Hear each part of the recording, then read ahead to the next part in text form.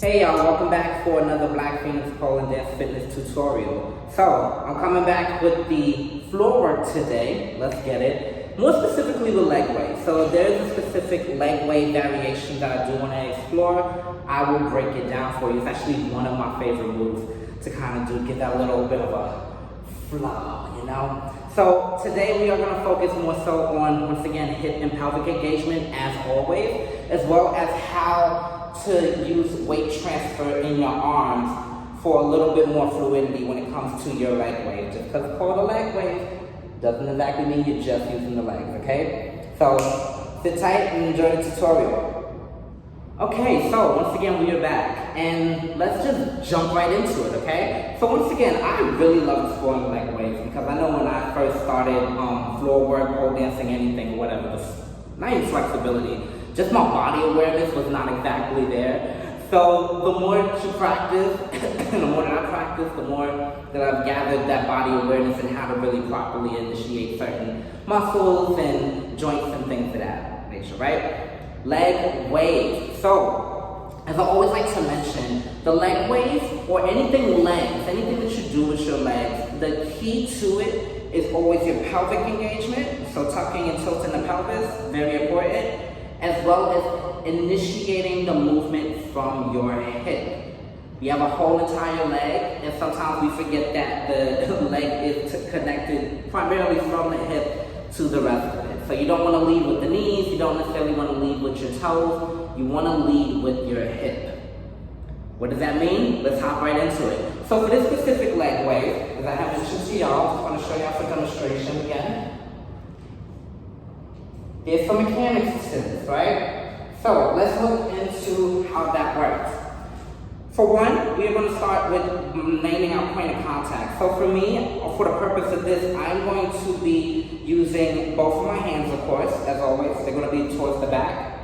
And my left knee, or my left hip rather, left leg will be the third point of contact for when I'm initiating my leg wave with the right leg, okay? So facing the back, I just want to show you real quick. When you're facing the back here, what I want to show you initially is how we're going to get that right leg untucked. So we can initiate our leg wave. So for here, you want the legs to be slightly apart from one another. Doesn't have to be too wide.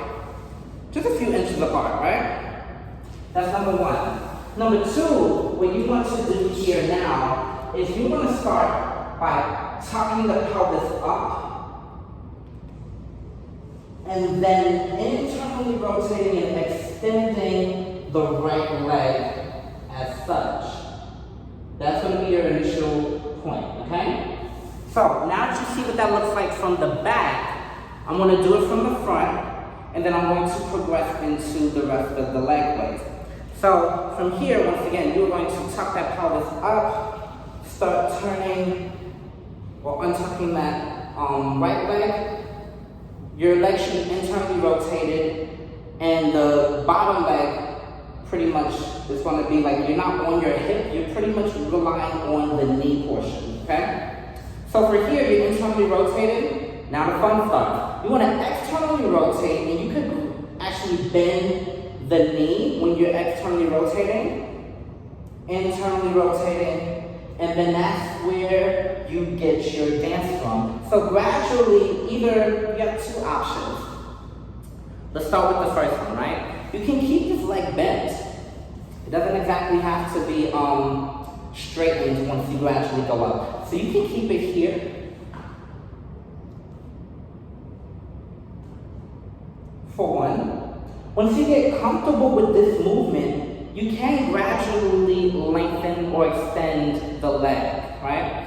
So the way I would do that here is internally rotating here, knee still bent, and then you just gradually let that leg go, okay? Not forgetting that you're still internally and externally rotating your hip. You remember, you're initiating from the hip bone, okay? So when I say internally rotate, think of it as if I'm closing my legs together.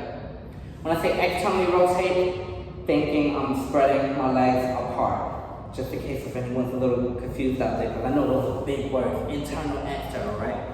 Cool. So I want to also point out with this tutorial, because once again, we do think that when it comes to leg waves, flares, and things of that nature, just solely on the legs.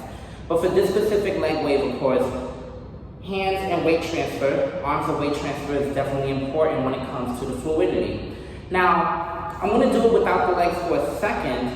If you literally just sit down for a moment and have the hands towards the back, to practice this motion, you're just going to sway. It doesn't make a difference like left or right, right or left.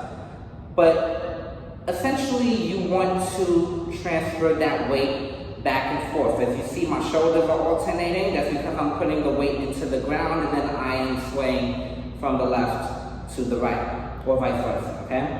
So how does this fit in? When you're doing this motion, and I'll show you from the back. Now, when you initiate internally at first, you're going to automatically, for the most part, shift your weight into that same direction that you are internally rotating. And then it'll go the opposite way. Okay? So basically, when you are going for your leg wave, you are swaying the same direction as you are for your legs. To show you again from the front, essentially what you're doing here is when you're initiating your internal, for me I'm moving towards my left, and then I start towards the right. Left, right, left, right, okay? And then once again, you still want to internally and externally rotate the hips. Definitely important. So, remember, you have two variations that you can practice for this. Either you can keep the leg bent, the knee bent, and then alternate, or you can gradually extend the legs. So basically, when you're going for bent knee, you're going to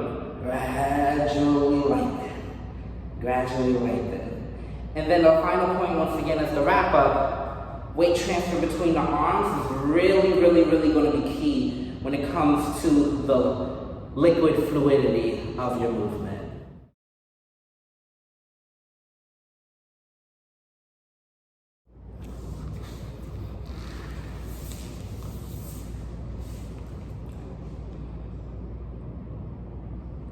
Alright y'all, so that was my leg wave tutorial. I hope that you enjoyed it. So you can definitely follow me on social media for more information on my classes, tutorials, and more. Got 2 pages. Pole Phoenix, POLEPHO3NIX on Instagram, as well as Black Phoenix Dance on Instagram as well too. And of course, make sure that you check out my Patreon page where you get exclusive footage, including some of the skate stuff, okay? So you can visit blackphoenixdance.com to visit my Patreon. We have 3 tiers. Of course, it includes tutorials, behind the scenes footage, performances, and much more. Thank you always for the support, and I hope to see you next time. Alright, cool. Alright.